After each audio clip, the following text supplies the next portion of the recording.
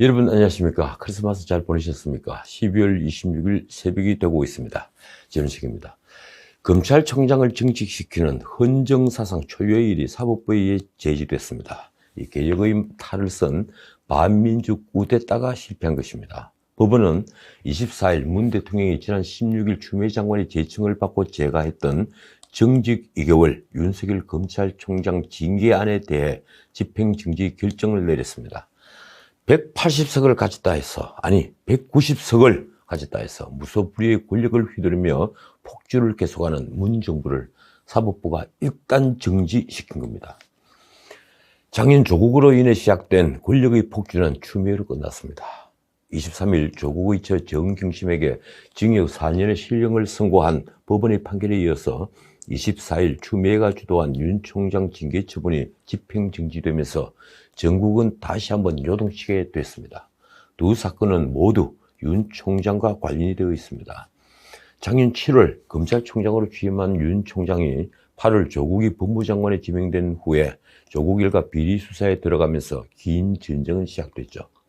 그 뒤 윤조 전쟁은 윤추 전쟁으로 바뀌었습니다. 그리고 맨 마지막엔 윤문 전쟁이 되었습니다.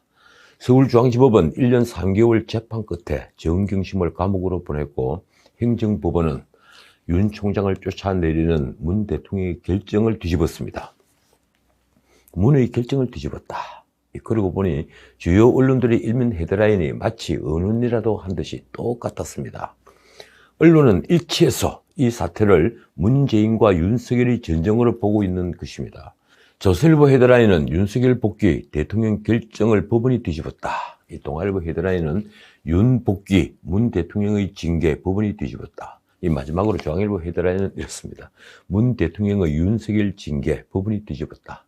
세 신문이 똑같죠. 윤석열이 완성입니다. 그는 박영수 특검 때 박근혜를 수사하는 돌아온 검객으로 등장해서 이른바 적폐청산의 악역을 맡았는데 이제 1년 만에 반문의 유일주자 선봉장이 된 것을 넘어서 이 나라 민주주의의 화신이 되었습니다. 대반전을 이룬 거죠. 법원의 정경심 유죄 판단은 윤 총장의 그간 행적에 정당성과 함께 명분을 주었습니다. 징계 처분의 집행을 정지한 법원의 결정은 그가 살아있는 권력을 수사하다 절벽으로 내몰린 투사로 전 국민에게 각인시켰습니다. 자, 그러면 이번 행정법원의 판단을 볼까요? 법원은 윤 총장에 대한 징계사유 6개 대부분이 소명이 부족하거나 본안소송에서 다툴 여지가 있다고 밝히면서 윤 총장이 본안소송에서 승소할 가능성이 없다고 단정하기 어렵다고 했습니다. 말 참 어렵게 합니다. 이길 가능성이 있으니 윤 총장의 임기를 고려하면 직무정지로 회복할 수 없는 손해가 생길 수 있다고 본 것입니다. 그 과정에서 전에도 말씀드렸지만 징계위를 친권력 인사로 급조해서 편법과 졸속으로 진행한 징계 절차의 하자가 결정적인 패착이 되었습니다. 정한중을 위원장으로 이용구 차관과 안진 그리고 대검 신성식 반부패 부장 심재철 법무부 검찰국장을 위원으로 한 징계위 구성부터 문제가 된 것입니다.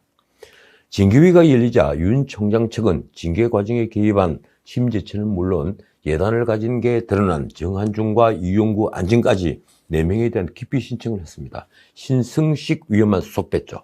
그런데 심재철 국장만 회피하고 징계위원들은 다른 징계위원회 기피 의결에 번갈아 참여하면서 위원 3인의 의결로 기피 신청을 모두 기각했습니다. 듣도 보도 못한 의결입니다. 재판부는 법무부 장관이 빠진 윤 총장 징계위 조직위원은 민간위원을 포함한 7명이고 조직위원 과반수는 4명이므로 기피 신청을 하려면 조직위원 과반수인 위원 4명 이상이 출석을 해야 하는데 징계위는 3인이 기피 의결에 참여해서 의사 정족수를 갖추지 못해 무효다라고 판단했습니다. 맞는 말이죠. 법무부 측은 기피 신청을 받은 위원은 의결 정족수 출석위원회에서 제외해야 한다는 91년 대법원 판례를 들었는데 재판부는 해당 판례는 개정되기 이전의 법에 대한 해석으로 검사징계법 제17조 사항에 적용할 수 없다고 판단했습니다. 이로써 모든 게 끝났습니다. 사실 본안소송도 징계 처분은 무효라는 결론이 이미 예고되어 있는 겁니다. 문 대통령이 징계위의 절차적 정당성을 당부한 게 선견지명이 있었다고 해야 합니까?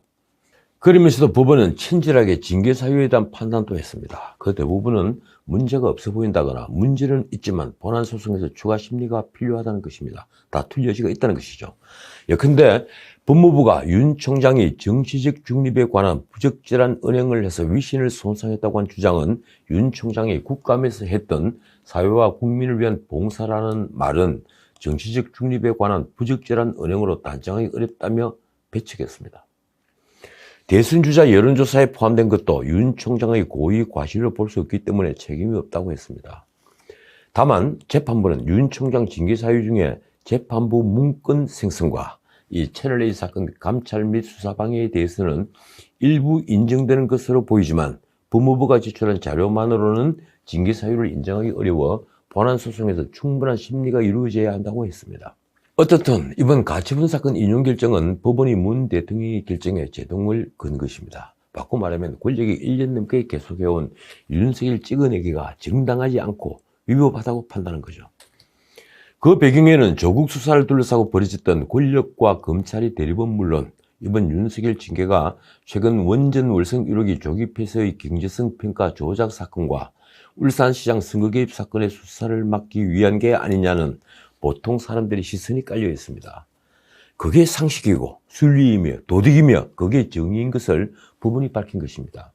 이제 윤석열 총장이 복귀했으니 월성 원전 1호기 경제성 평가 조작 사건과 청와대 울산시장 선거 개입 사건 등 권력 비리 수사는 한층 힘을 받을 것입니다. 그걸 막으려 하다가는 국민적 반발을 불러일으킬 것이 불보듯 뻔하기 때문입니다. 윤 총장은 법원 결정이 나오자 법원 판단에 감사드린다며 이렇게 말했습니다. 헌법 정신과 법치주의 그리고 상식을 지키기 위해 최선을 다하겠다. 그는 휴일인데도 대검에 출근했습니다. 청와대는 처음엔 법원 판단이 늦은 시간에 나와 오늘 입장 발표는 없다며 입장을 내놓지 않았습니다. 그러나 법원 결정 후 폭풍이 생각보다 거세자 마침내 문 대통령의 사과를 발표했습니다. 강민석 대변인을 통해 발표된 문 대통령의 사과 발언은 간단합니다. 법원의 결정을 존중한다. 결과적으로 국민들께 불평과 혼란을 초래하게 된 것에 대해 인사권자로서 사과 말씀을 드린다.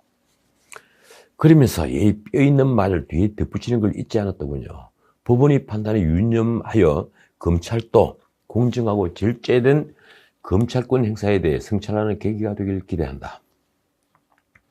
검찰에 대한 이 경고의 말을 들으면 마치 문 대통령은 이번 윤 총장 징계 파동에 아무런 관련이 없는 것처럼 보입니다. 문 대통령은 법원에서 문제가 있다고 했던 판사 관련 문건에 대해서도 언급하는 걸 잊지 않았습니다. 이렇습니다. 범죄정보외의 개인정보를 수집하거나 사찰한다는 논란이 더 이상 일지 않도록 하기 바란다.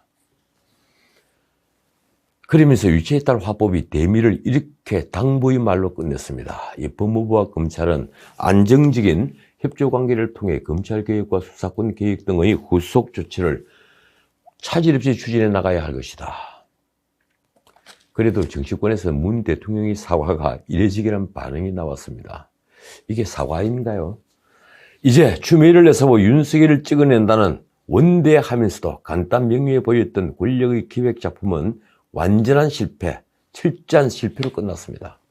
여러 얘기들이 나와도는데 추 장관은 이 과정에서 독불 장군식 행동을 보였다고 합니다. 그녀는 윤 총장 징계 회부 결정도 1시간 전에야 청와대에 알렸다는 후문입니다. 그런데 그건 아닐 겁니다.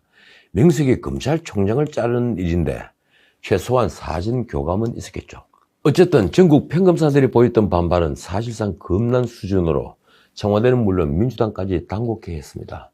자칫 검찰개혁이라는 이름으로 밀어붙인 검찰 힘빼기의 공수처조차 흔들릴 판이 됐으니 말입니다.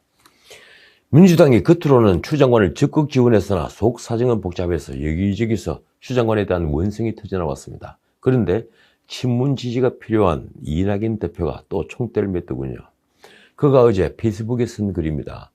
대한민국이 사법의 과잉 지배를 받고 있다는 국민의 우려가 커졌다. 정치 사법화, 사법의 정치화가 위험 수위를 넘었다는 탄식이 들린다. 또 국민을 들먹였군요. 도대체 사법부를 이념에 물들게 하고 사법이 정치화를 부추긴 세력이 누구인데 이런 말을 하는 것일까요? 지금 사법부는 대법원장부터 특정 이념으로 장악되어 있다는 말이 나온 지가 오래됐습니다. 법사위원인 신동근 의원은 페이스북에 이렇게 썼습니다. 형사사법 권력을 고수하려는 법조 카르텔의 강고한 저항에 대해 강도 높은 검찰개혁과 사법개혁을 체계적이고 강력하게 추진해 민주적 통제, 시민적 통제를 시스템적으로 구축할 것이다.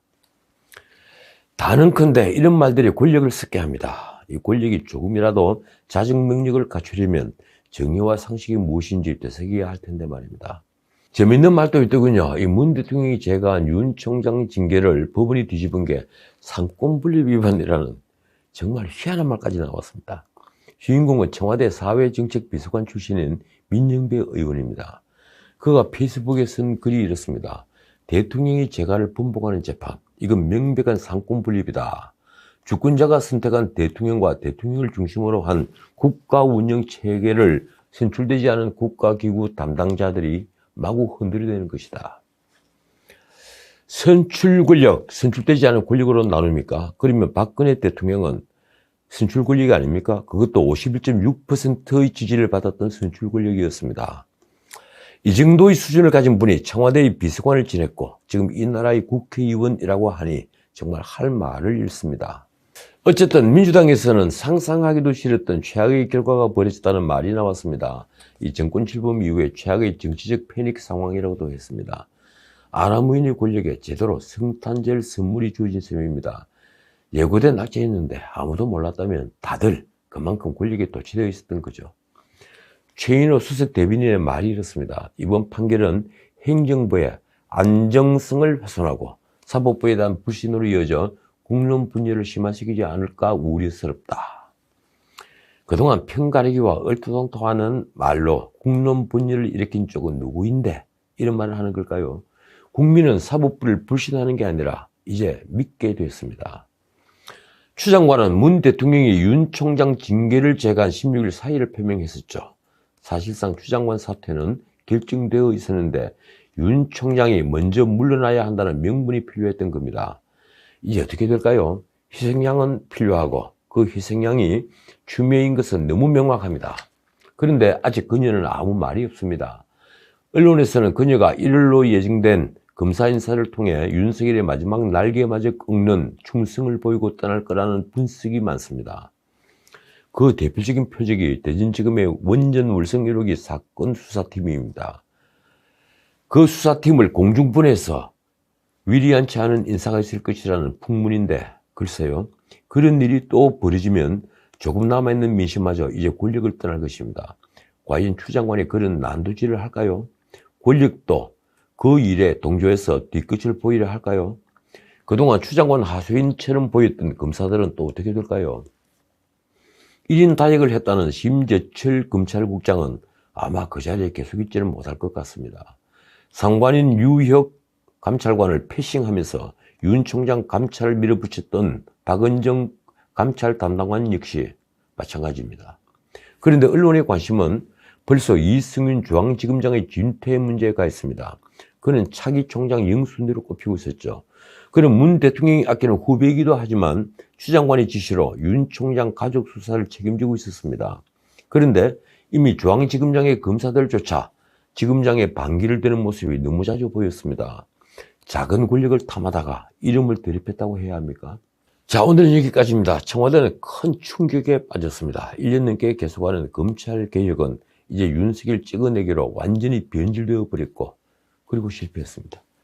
문 대통령은 본격적인 내임덕과 마주하게 됐습니다. 자신에게 마음의 빚이 있다며 끝까지 미련을 버리지 못했던 조국은 처정경심이 감옥에 가서 그 참관 진상이 100일나에 드러났지만 진짜 타격은 또 남아 있습니다. 지금 재판을 받고 있는 조국 역시 정경심에 대한 판결에서 공범으로 유죄 판단이 이미 나와 있기 때문입니다. 문 대통령은 이 모든 일들을 스스로 자초한 측면이 있습니다. 그는 국민적 상식에서 한참 벗어나 있었습니다.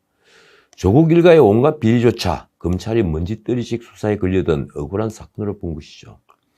대중이 공분하고 특히 청년들을 허탈하게 만든 입시 비리는 부하 권력을 이용해서 그 부하 권력을 대물림하려는 더러운 작태로서 문 대통령이 평소 말대로라면 그 역시 공문했어야 함에도 그는 제도의 탓으로 돌렸습니다.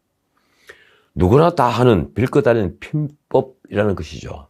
문 대통령부터 이런 시각을 가지고 있었으니 시간은 많이 걸렸지만 이 권력이 얼마나 정당성과 도덕성에 취약한 권력인지 드러나는 것은 이미 정해져 있었습니다. 그러니 이제 레임덕이 가속화될 것은 명확합니다. 생각보다 이런 시간에 닥친 파멸의 시작이라고 할까요?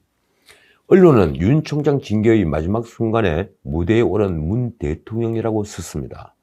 하필이면 윤 총장 징계 가처분 심리기일인 지난 22일 대법원장 등 5부 요인을 청와대로 부른 자리에서 그는 권력기관 개혁 문제로 갈등이 많다며 이를 극복하고 개혁을 진전시키는데 힘을 모아달라고 하기도 말했습니다.